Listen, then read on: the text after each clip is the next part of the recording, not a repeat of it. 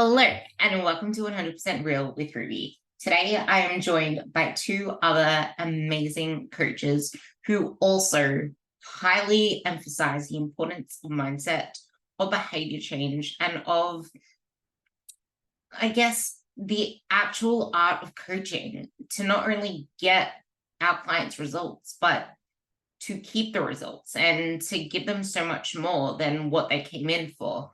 Because we come in for a particular result, that's usually a physical one or a numerical one, but you leave with so much more. And sometimes you don't even leave because you realize that your goals have evolved and there is so much through this journey that you didn't realize would open up as you became a better version of yourselves. So with that, you'll be hearing from Dalton Frank and Ben Maysfield Smith. Their handles are in the show notes below. And if you have any questions, let us know. And please give this show a 5-star rating. It will mean the world to me.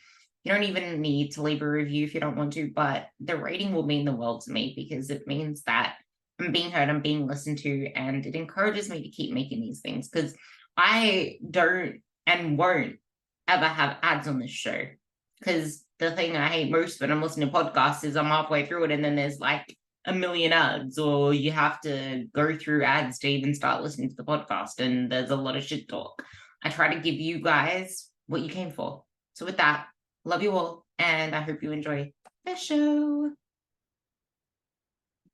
With the goals that they're talking about there in all those different realms. And when we see incongruence or ambivalence in other areas, when we see this here, it is another example as to why we might fall off the wagon, stop with the behavior, or really give up on trying for something because we actually can't even we don't have those values aligned with the goals and stuff like that there. And so what I like to do just to help people understand it, because I don't know if I agree with the idea that maybe sometimes our goals aren't ourselves, or like sometimes they've got the wrong goals. I think maybe I might be misinterpreting what their goals are. And so what I try and get them to understand is helping me understand and them clarifying their values into their goals for what they're trying to achieve there.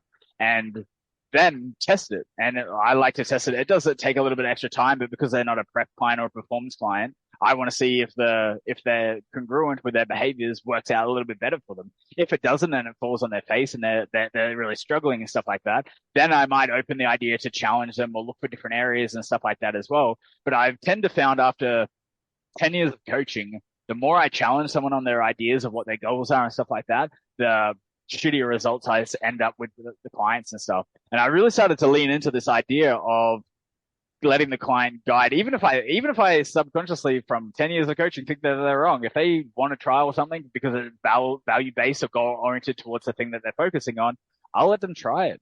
And if they succeed at it, I'll own the fact that I was wrong on this thing. And if it does turn out that I was right, and that can happen as well, then, I just get to use it as another learning experience for them.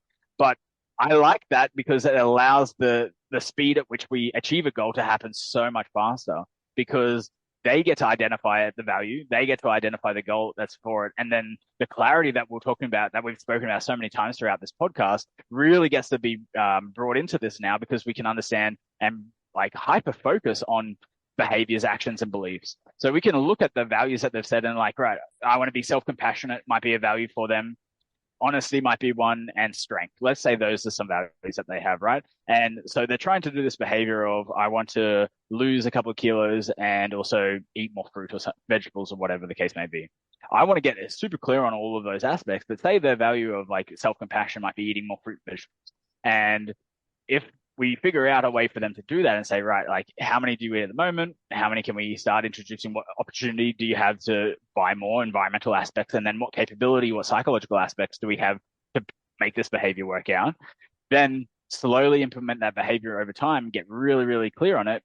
We can make the goal happen so much faster because it's clarified from their values, and it gives them reinforcement that they're on the right path for those things. Or if they start acting that's incongruent to that, it makes them subconscious that you like when you do something that you've identified as a value for you against that value, you feel shitty. You feel really weird and awkward about the actions and stuff like that. And that's what's cool about this is it's like it's free assessment on the fly to get a sense if this is the right action or choice or behavior for you without even needing clarification from someone, because you get to internally feel that experience and go, right, this probably isn't the best way for me to go about doing those things. And that makes the whole process so much faster than us trying to say, right, this is what I know has worked with 20 other clients. I'm going to help you follow along with this, even though I know that it's likely going to be that process anyway. The fact that I've had clients that aren't in that process, it allows them to get the same speed as the other people without me saying, right, if you fit into kind of this mold, you're going to have success. And if you don't, you might see, different timelines or whatever. I see the same timelines because I allow for that flexibility. Yeah. And I think this is why it's so important. Like, this is what I am so adamant on, is each one of you clients, girls, whatever, each one of you is your own you. You're coming with your own experience, your own failures, your own complications, your own obstacles. And this is exactly one of the big things that I try to harp on with when people start off, because we already spoke about this on the last podcast, that fat loss should never be the very first phase in itself, because you need to establish a foundation first. It's establish that foundation and don't go straight into fat loss, because we know that wasn't serving you before, because that's what you were doing that kept getting you stuck. And you don't want to keep repeating the same behaviors that got you stuck. Building up nutritional awareness, building up all the foundational things that allow you to actually, we spoke about this already at the start of the podcast. The initial parts of your journey are the most important, and it should never be, go back to our last podcast with Dalton, it should never be physique orientated in a sense of how much progress can I see in a week? How much progress can I see in a month? That should never be the physique focus or the goal focus of the first month, maybe even 12 weeks. Like the first 4, 6, 8 weeks, sometimes it's even 12 weeks, is a prime time to build up a strong foundation. Sometimes that ends up going for months and months on end, because you end up still realizing all these different things that are holding you back. Whereas before, you would have maybe got a few results and then cycled back. And that again is reiterating the fact that it will take longer trying to do it the fast way than the right way. But regardless of which approach you take, it should never be the very first thing to getting started with a coach, because they are there to change history. Because how do they say it in Harry Potter? It's just history repeating itself, which is the reality of most people. It's just history repeating itself, because you're someone say, like, the definition of insanity is repeating the same thing over and over and expecting different results, right? Like, and we've all been there. That's humans. We all do it. And now this is like to add to Dalton, if I can interject there on goal. Around values and goals, we're kind of talking about there, like getting clarity, like to come back to clarity again. It's one of my favorite quotes from Peterson, is the way he specifies that, and something that I've found, and like I'll get probably about 2 or 3 points, but like to wrap this together, is one of the things I've found is, like, from years of playing rugby league, like high levels of rugby league, the bro culture, which I love, and it's like one of my favorite things that I miss, is in a conclusive sort of environment, the group will tell you one thing. And no one's very specific. The team wants to win the grand final. The team wants to win the final. The team wants to get the trophy. The team wants to win the championship. And that's all the guys want to talk about. And so the group mentality is like, this is what we want to do. And one of the things I find is when I take people inside that group and isolate them is, men, especially one of the things I find with men, but I think people in general, people are rarely actually asked, what do you want in life? What do you want to achieve? What do you want to get out of it? Like, if this is a zero-sum game, and that is that you die at the end, well, what do you want to get in the process and journey along the way? What do you really want out of it? So when you're on your deathbed, you're like, this is exactly what made me happy, and I got it. Because 99% of people go to their deathbed with regrets, but they're never clear on what the thing they wanted to achieve was until it was too late. And like, I should have actually done this. But you never specified. Life will help you get what you want as long as you're clear on what it is you're trying to achieve. Peterson talks about this as kind of like wrapping this back, is one of my favorite points to tie into clarity and goal setting is he says you can have what you want as long as you're willing to specify and say what it is, because no one is going to help you achieve something if you have no clear specificity and you have no framework of both success and failure. How do you know that you're going to fail something if you haven't defined what that failure is? I'm willing to put my heart on my sleeve and say, I'm going to change the reality of society and the way we perceive performance. People think that's fucking mad. Absolutely. Fantastic. I'm great. I'm glad that you think that. I now have a success and failure criteria, is that if I haven't reached a certain level, I know that I'm not on the track that I need to be. If I have reached a certain level, great. I know what success is, but I've got that specificity and clarity. My life now can orientate towards that and direct towards that outcome. if I didn't have that clarity and I didn't have that perception of myself and where I wanted to go and the company to go, I wouldn't have that direction in life to even say, hey, this is what I'm working towards. And guess what drives motivation is understanding those goals and where you're trying to get to. So when you do see those, you see the tick like slowly creeping along the scale, and you can see it moving. You can see like the thumbnails kind of moving along.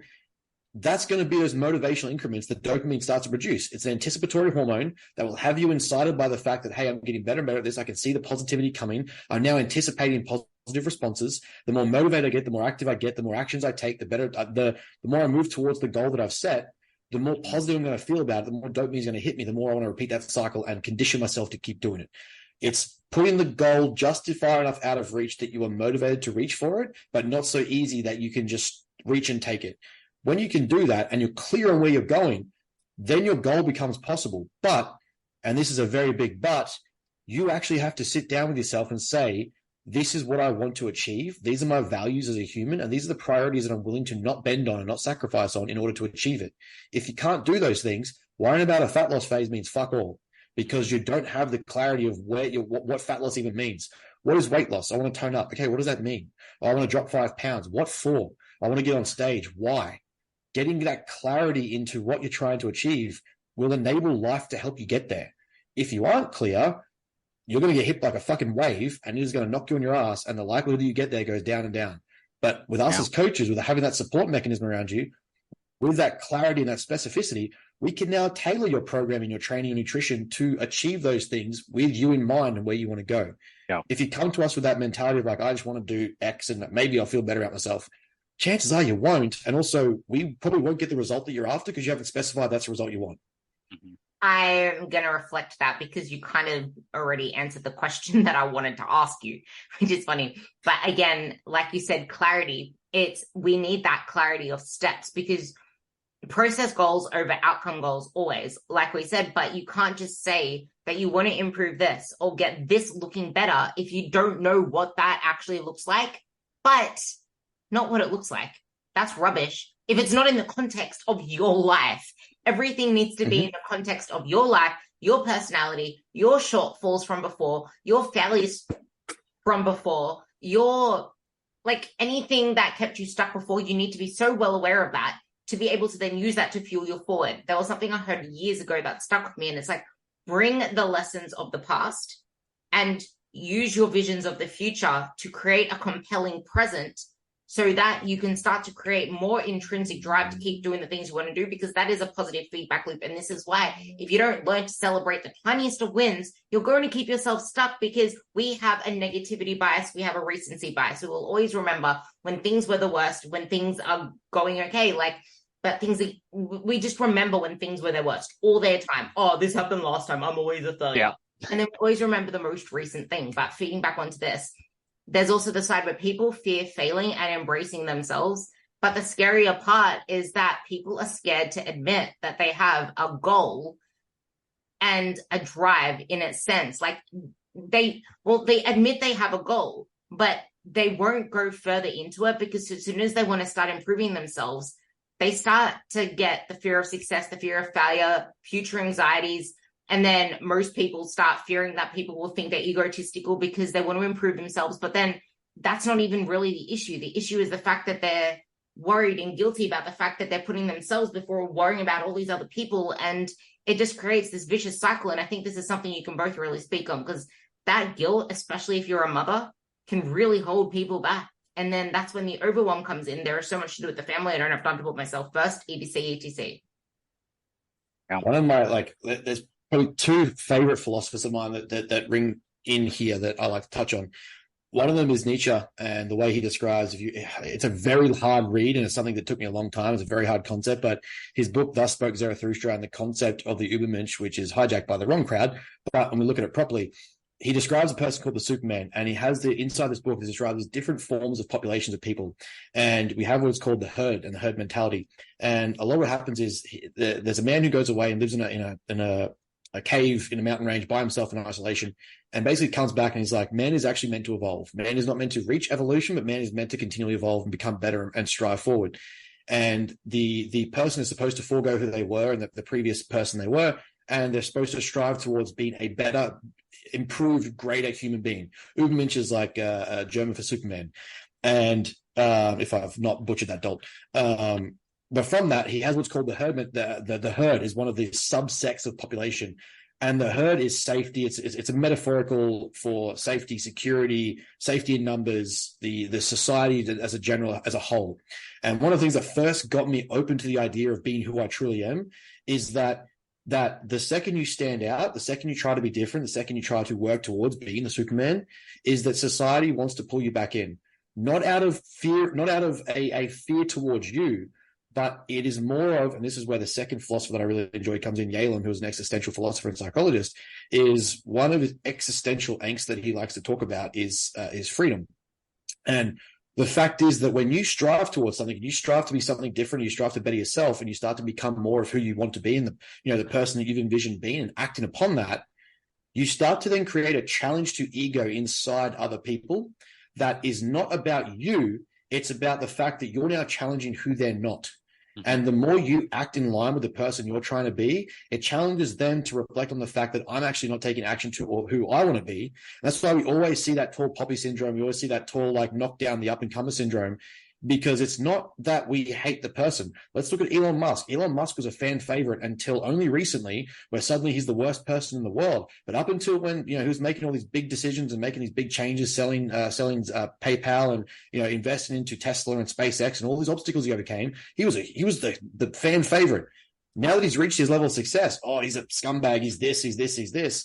And the reality is, these are just external projections of the internal ego challenge that people have not been able to confront and gone, you know what? This isn't him being a bad person. It's me having to reflect upon the fact that at 60, 70, 80, it's too late for me now to act upon the life that I didn't engage with and the person I didn't want to become. And that's where Yalom comes in, is one of his existential angst. There's 4 pillars or 4 anxieties that he believes govern most of behavior in life. And one of them is freedom. And the anxiety of freedom is not, it's not a positive thing that it sounds like, I've got freedom, it's great. With freedom and the anxiety of freedom comes the acceptance of accountability, responsibility, and choice. Now, once you take on freedom, once you take on the right to have your choice and the fact that you're not a deterministic, but rather a free-willed human being, you have the right to make decisions and take choice and leadership in your own life, is that you then have to take accountability and responsibility for the action that you do or don't take. So a lot of the time, what I find with people that talk smack about big dreams, big goals, big ambitions, is that it's a reflection and challenge to them that they're not willing to confront the anxiety of freedom, and they're scared to take responsibility and accountability of their own life in the directions that they are not taking versus the person who is striving. So that becomes a massive challenge to their ego and insecurity. And so rather than confront that, they will often draw the person back in and back down to the circle. They'll challenge those boundaries, those limitations. They'll challenge your values and goals. Let's see how much you really want to be, the next Miss Olympia or the next CEO or the next executive or the next politician.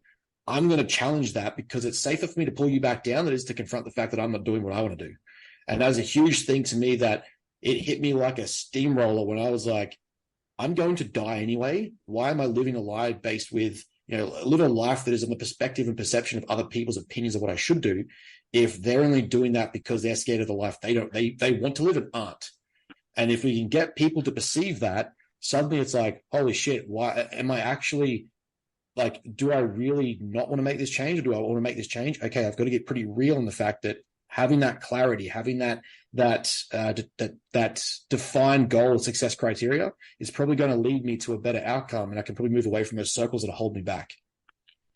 I'm going to let Dalton take this next one, because I think what Ben said is actually really important, in that it's not also that we fear that stuff, but also the fact that if others around us aren't growing with us, we fear that we're now not going to, like, if you go back to the Maslow's hierarchy of needs, we fear the lack of belonging, we fear the lack of not being validated anymore, or having ourselves judged in some way. Like, that's one of the biggest things that holds so many people back, especially if your husband or your family members are people that are unhealthy people, or overweight or overfat, and you're someone that actually wants to change your body. And if their love language is taking you out to eat, or there's just aspects of the relationship that are going to now get strained because you're becoming a different person in that environment, you're scared of now how you're going to be responded and received, because your whole lifestyle, your identity was someone trying to diet and miserably failing years over years, that you then become addicted to the idea of being a dieter, not wanting to, not intentionally, but you just become that person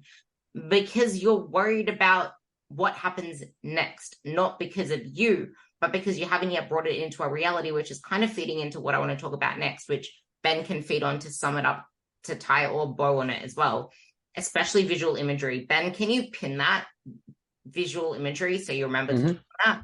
But that's what I want you to tie this all up with the importance of visual imagery and feeding that into what I'm about to talk to Dalton about. And that's, why is it so hard with the complications, the obstacles, the discomfort in us, but also always wanting to do it all, to be it all, and then how to deal when life is too crazy and you still want to make progress?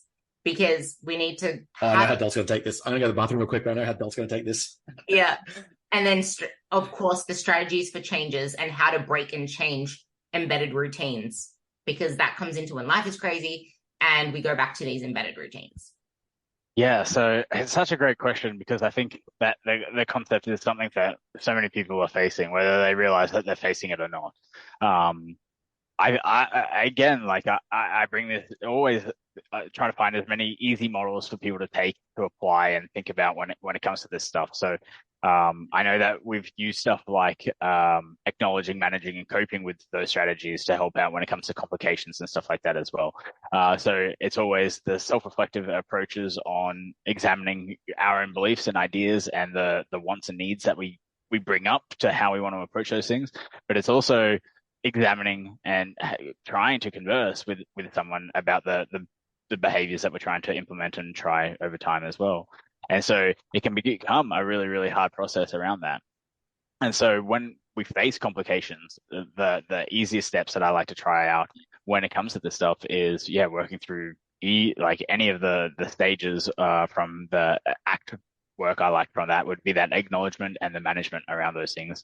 And then trying to self-reflect and understand the coping strategies that the other persons have around and what they're projecting onto you, or whether you're internalizing that and what coping strategies you're projecting onto this.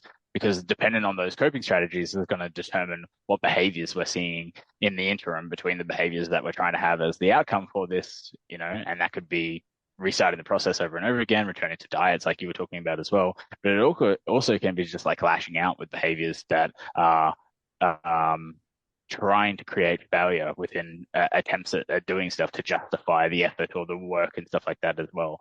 And so it can be really hard and complicated complicated to talk about complications, but I think that I like to at least approach it from that kind of a perspective, the acknowledging, managing, and then working around the coping strategies or the coping mechanisms that we're going to apply when it comes to those things as well. Because all of that will have a physiological impact, right? That will start to play on how we handle stress, and that downstream effect is going to then impact how we recover, how we sleep, how we eat, and all of those aspects as well. I mean, we keep talking about behavior change and thinking about it from perspectives like this, but a lot of people won't even consider it from these perspectives. Most people are thinking like, right, how do I lose weight and how do I exercise and stuff like that as well. And what we're trying to do is saying, like, it doesn't matter what we do with these approaches. You'll never be successful with these approaches, because the shit that matters is the stuff that we haven't even looked at or examined or even thought you are not thinking about, because maybe you're not aware of it or maybe you don't want to reflect on it, is this stuff here, because of how that influences our physiology. And it's really, really cool. If anyone's listening or anyone's watching, an excellent resource on this would be Robert Sapolsky's book on Why Zebras Get Ulcers. It's probably one of the most, it's a hard read. But if you want to listen to it, he's got some YouTube videos that talk about it as well. It's a hard, complex read, but it is brilliant when we start to look at how we start to stress ourselves into situations and what changes our bodies go through from those stresses as well, and how we can really influence them through psychological things as well, right? Human beings, I've spoken to this with Ben ad nauseum, but we are one of the craziest creatures where we can sit in a position right now, we can imagine both a past and a present and a future inside of our head, and it affect us, right? Could you imagine a cane toad freaking out about Trump being president in 2042 or something like that? It doesn't happen, but we can sit here and imagine ourselves in 10 years' time thinking about, a child that we have before, a made-up child, imagining a relationship with a child or whatever, and thinking about the interactions and relationships and the choices and stuff like that we would want to have with that child. And we start to feel something. It might not feel as powerful or whatever, but like no animal can do that. No one can do that mental gymnastics that we were just doing this. So we know we're so susceptible and vulnerable to the psychological stresses and effects that then play into this downstream effect onto the physiology that we're working through as well. Yeah. So yeah. I just wanted to say that tied in exactly to what Ben said, because remember at the start of the podcast where Ben was like, this all like performance is all intertwined in all these different areas. And it all starts with awareness and with acknowledging it, which is why if you listen to the last podcast with Dalton, it's why we both, myself included, we prefer the ACT model over the CBT model. CBT model, yeah. You need to accept it and acknowledge it before you can change it, because totally. This is the same thing with going into visual imagery. You need to first acknowledge where you are, accept your body now, accept your circumstances now before you can change it, because you cannot change something until it is accepted. It doesn't mean that you don't want to change or that you don't want better for yourself. Yeah. You just need to accept where you are. So I'm going to let Ben wrap this up. I think just touching on that acceptance point there is a really powerful tool that I kind of challenged and disagreed a little bit with more postmodern psychological therapy methods when I was going through. Literally my last unit at uni was on counseling theory, is that there's a kind of incongruence amongst therapeutic practices. And a lot of people get hung up, especially in modern society, where challenging someone to be better is looked at as a taboo. Challenging someone to be the best version of themselves or that they can improve is like this weird, almost ad hominem personal attack by being like, hey, actually, you know what? You're being pretty shit. Let's be very real here. If you want to change behaviors or improve yourself, you have to first admit that you're not doing the behaviors that you know you should be doing, which means you kind of are being pretty shit to yourself. But also that means you're not being self-compassionate. It means you're not being aligned with who you want to be. So that self-actualization model. And one of the things that people get wrong when they look at acceptance is that they think in practicing acceptance, it means stagnation and it means that I'm staying still. That's not that to me is one of the cruxes that drives me wild in postmodern counseling, is that we need to look at the idea that, yes, it's okay who you are. Yes, it's okay you made a mistake. Yes, it's fine that this happened, but we are here to improve, progress, and be better. So it's not just about, and a lot of people try and use this justification as a rationalization, if we go back to Freudian psychology, for their poor choices, their binging, their whatever it might be, the emotional toil that came from their stress and hard day's work or the relationship problems, whatever. And so they stuff their face and they're like, you know what, I'm beautiful the way I am. I'm fine the way I am. I didn't need to change anyway. Wrong. We can accept that this happened. We can accept that there was a problem here. We can address it. The ABCs, we can look at psychological flexibility. We can look at the ACT model. But that does not mean there is an absence of desire to progress and improve. I would argue, in fact, that it should be, if you're self-loving and you're self-compassionate, you should actualize to be the best version of yourself, which means being aware of and accountable to the fact that you're not being the best version of yourself, which means there's a level of a person that you can evolve to. You can go from Super Saiyan 1 Goku to being Super Saiyan 4.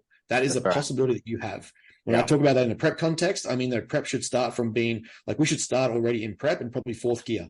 By the midway point of prep, we're just going to fifth gear. That's where we should be. That's how you can kind of visualize that. I love that you said that as well, because like that's the big part that I think we really want everyone to understand that's listening to this is acceptance isn't defeat. It's not resignation. It's not giving up. It's not allowing something to exist the way it is. It's understanding that it's happened and still making the decision to move on with it. And that move on with it can be doing nothing about it or changing it. The cool point is that like it should come down to you, but the fact that you do it makes the whole process so much easier instead of waiting for this to intuitively happen where you stumble upon the experience or whatever. Now we can compress that whole timeline to literally saying, right, shit happened that I wasn't I didn't like it. And so I want to do something about it and improve the way that I do this as well, to literally like level up on a behavior and a skill and stuff like that. And that's where that stages of change model comes in. That relapse, or the idea of like failing and stuffing up and going back to the start again, is not necessarily starting over. It's that you're attempting to, restart the cycle again, but from a different position forward, right? We've gained ground, we've gained traction. So it's never defeat, it's never resignation, it's never giving up on yourself. You're not going backwards. It's the opposite. Yeah. That's a really important point just to kind of like add to that I really love, Dalt, is, and we're both going to come from that background of understanding and loving it, is Epictetus, I believe, described the concept of the duality of life. And if we're really going to practice acceptance, and we look at acceptance on a time frame or a time scale or timeline, time horizon, whatever you want to call it, is that we're looking at the aspect that there's a dichotomy in life: the things that we can control, the things we can't control. What we can't control in the aspect of your behavior change is that we can't change what's already happened. We can't change, like if we're going through the aspect of a behavioral acceptance strategy, is why are we putting energy into something that has no implication of change, has no ability to be changed, when we can place our energy towards something that we can control and change immediately or directly. So looking back at what is or what was is the worst place to start, because it immediately leads to a place of angst and guilt. Instead, let's look at it and go, you know what? If we go with the Stoics, and the Stoics are pretty good, they've done pretty well in life, they did some pretty good things. Let's go with the Stoics and let's say, okay, so I need to look at what I can control versus what I can't control. I can't control, I can accept that this happened, but I can't control the ability to change time. I can't go back in time. I can't change what was. I can't create a what if scenario or a different time horizon. Instead, I can only play forward. Life only moves forward. It can only move in one direction. I can control my next action, though. My next action can lead to whether that be getting back onto my protein or having more vegetables tomorrow or having my hydration back up, whatever it might be. That is how we can kind of view that through the Epicurean level of Stoicism, and understanding that duality of life, and saying, I can't control what I can control. Let's place the energy on what I can control. And that is, let's move on to the next possible behavior. Or what I kind of put in the point there in the comment box was choice points. What is once you understand your goals and your values, we can just very simply get back onto the next. And this is such an empowering tool for clients. I can get back onto the track. I can get back on track, back on my wagon, by simply making the next best choice is going to take me towards the life that I want to live, that is in alignment with my values and my goals. So very easy. If you're a client of any level with us, anyone here in this conversation, if you've made a mistake, you've made a hiccup, accept what is, and that is the fact that it happened. That is great. We're at the point now of accepted that it took place. It's unfortunate, but it happened. Don't chastise yourself or beat yourself up. Accept the duality of life, that I cannot control that it has happened now. It's in a previous a historic timeline now. I can't change it or impact it. What I can do is look at what I can control, which is the future. My next immediate action, which is to use choice points. Do I have the ability to make a choice right now that's going to take me towards my values and the goals that I want to live, or away? If the next immediate action is positively towards the goals I want to live and the values of me as a person, I can't be upset and defeating myself, because now the next immediate action is towards the life I want to live. That is a positive direction forward, and now I'm back on the track. Yeah. So I wanted to add that sort of perspective there. Totally. And I love that you add it from there. I think my choice words for anyone listening here is like, I like to embody my white girl mindset. So it's like, am I living my best life? Can I make a choice right now that leads me to living my best life? And because that's such an easy visual or auditory kinesthetic kind of like experience, it makes the whole thing so much easier for me to remember to do that again in the future. So I try and live my best life every time, and I live my Cali girl mindset. that even this all ties into, we need to have realistic expectations, and Ben really took that home this time, saying that you can't just look at a past in order to create that, because it's like comparing oranges to pineapples. Yeah, they're both fruits, but they're completely different. And it's also the same in that you need to give yourself a realistic starting frame. And like Dalton said, you want to climb up the ladder one step at a time and not try to skip steps, because you're only going to fall back down more. So with that, I'm going to tie this up with a couple of questions. And if you guys have any questions you want to leave, I'll put them into the below as well. But my main question is, how do you want to feel and how do you want to experience life this time next year? How do you want to feel and how do you want to experience life 3 years from now? Which seems like a long way away. But if you think about how long you've been on your journey thus far, it's been years and years and years and years and years. You can make way more progress in the next 3 years than you have in the last 30 years. Because when you set that direction and you're taking it on with the right mindset, the right approach, the right realities, knowing that I don't know how Slipknot sings it, but dual reality, like knowing that dual reality, I love Slipknot, dual realities exist, it makes it so much easier. Because even as a female on a cycle, like you have a dual reality on your 4th week of your cycle, because you're a completely different human being, but you're still living the same reality. So take that with you. And I'm going to let Dalton and Benjamin finish this off with 2 questions each, and then we'll also bye. Wait, we're asking questions of... For the people listening to this. Oh, 2 questions of listeners. Okay. Yeah, right. Are you living your best life? What is it? First one from me is, are you living your best life? I like that as like a nice, easy self-reflection. Oh. And what will it take for you to get there if you're not? Yeah, like I guess like some kind of like grounding question like that to give them the direction towards that path, is also a very handy one as well. I think maybe maybe this tidbit is I spoke about some values and stuff like that before, and I spoke about some examples of way to understand that. One of the ways that I like to self-reflect on that to figure out if the value aligns up with what I'm thinking and what I'm experiencing is, how would I feel if I overheard someone talking about me in another room or down the hallway, or, giving a presentation on my life or something like that. And I was listening in, would I be proud of the actions and the way that they used those words to describe the things that I did? Or would I, feel ashamed or something like that? So I use that question of what would make me feel warm and fuzzy on the inside to know that what values align with what I'm trying to do, because it's a weird thing for us in the Western culture. It's not a familiar thing that we talk about all the time. And so it can be a little bit difficult to kind of imagine. So I like that question of, am I proud of the way that someone's describing me, or is there some different ideas of how I would like to act and be congruent with my values there as well? I love that. I think one of my, I have a very existential, dark approach to life. I think anyone that's followed me long enough starts to realize that pretty quickly.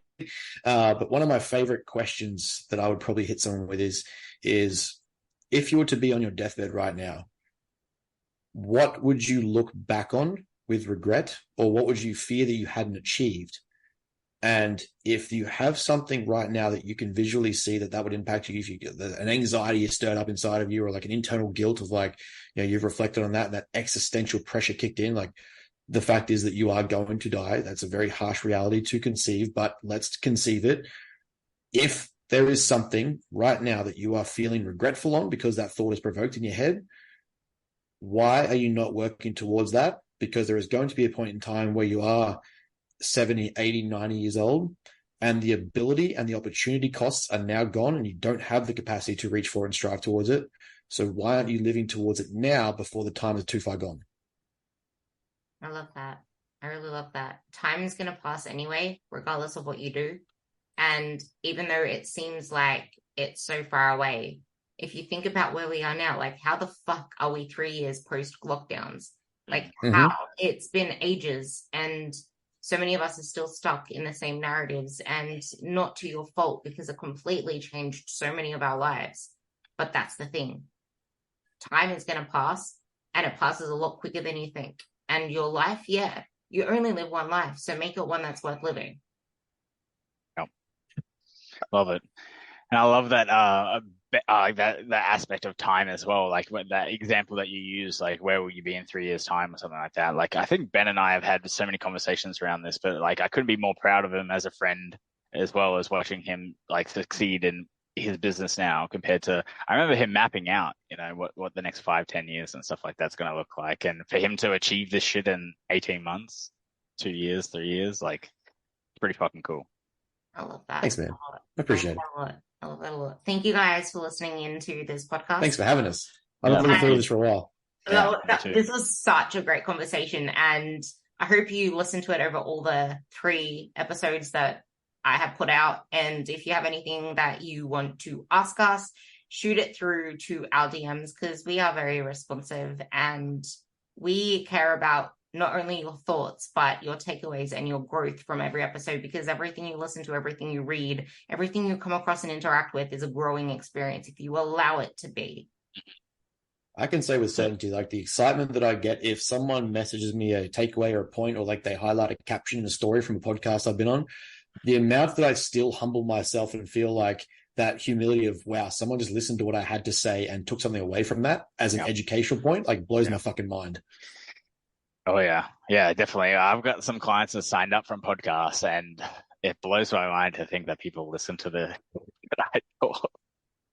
Oh God, I can't even understand it, comprehend it. This is awesome. So thanks guys. Thanks for listening. Yeah. Thank you very much. I appreciate it. Bye.